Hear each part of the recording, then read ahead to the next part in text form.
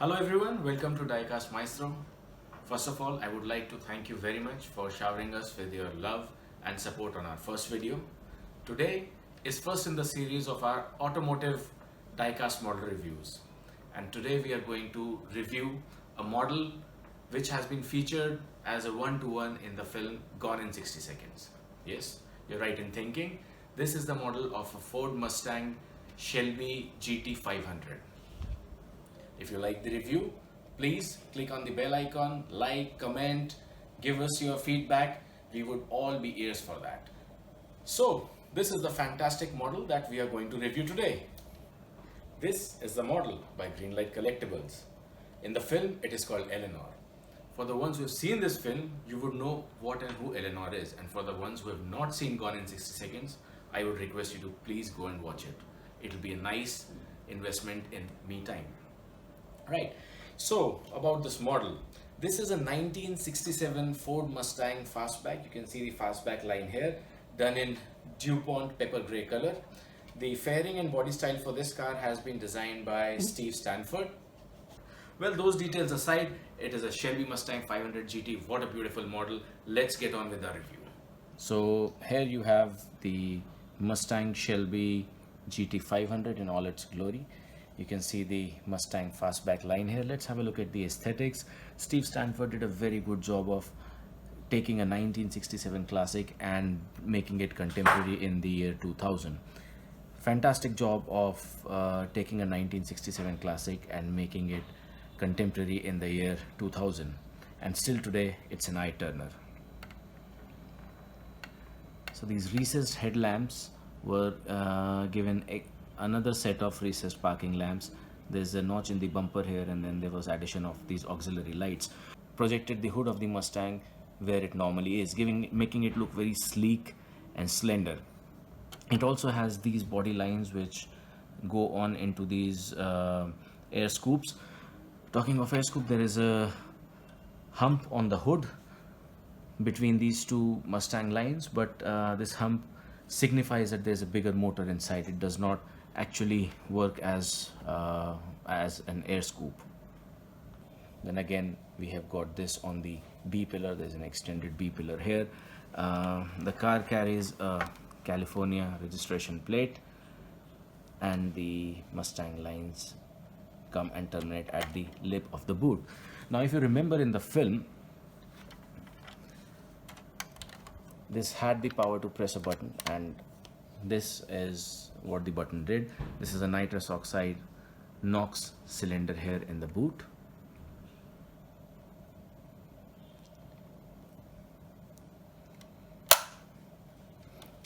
Other details are stock: the fuel filler cap, the hinged wheel arches, and then very beautifully this terminates into, without a bumper, the rear fairing. The hubcaps are also from the 60s and 70s on matte finish grey colored alloy wheels, and then you've got these quite essential Mustang lines here. On the interior front, the model is really well made. You can see the door opening bolts over here. Interiors is done in all black with a wooden finish, steering wheel being the exception. Instrument console is that of a stock GT 500, finished in all black. This model even has rubber mats on the floor.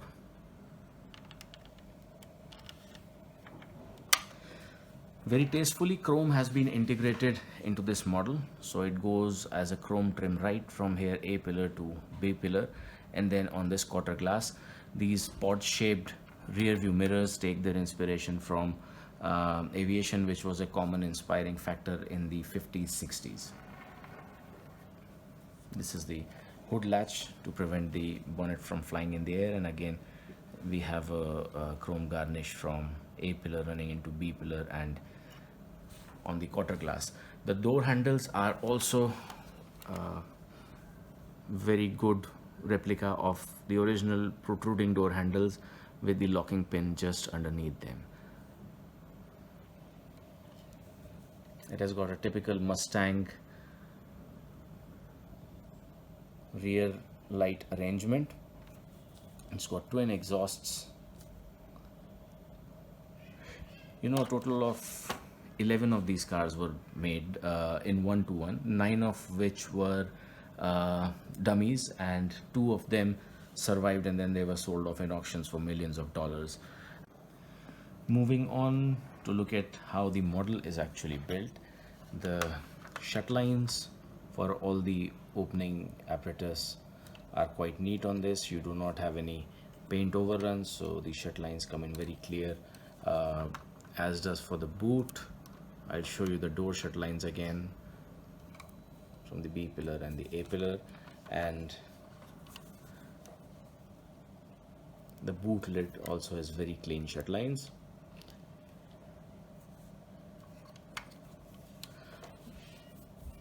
So this lever which you see in here, this is to roll the windows up and down. So imagine what an experience this would be, just like an Airbus side stick up and down to control the windows.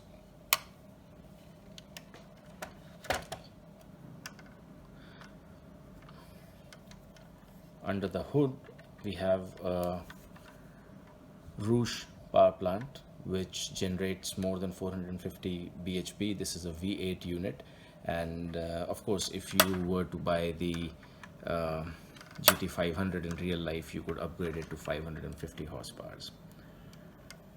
The interior details are also very nicely built. You can see all the HT cabling nicely done, all the wire mesh where it should be. The engine mount braces, they are in place. Equally well built is the model from the bottom side, where you can see everything in detail. So this becomes your sump and your gearbox, and these are the lines for your twin exhaust back box coming in here and then it venting out.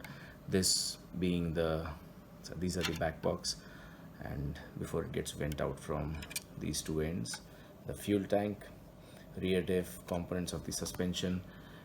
You also have an undercarriage protection here in the form of a roll cage, which straps all the critical components of the drivetrain inside them. So these are the front suspension bits, so the lower wishbones are here, and the other struts you can see motor pulley.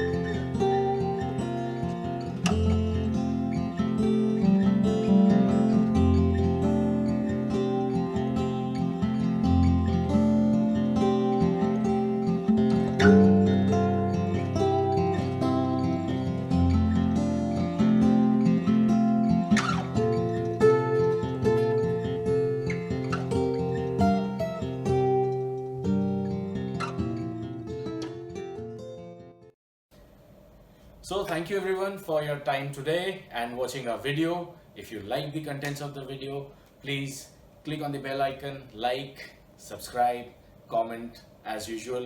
Take care everyone, stay safe. Diecast Maestro signing off.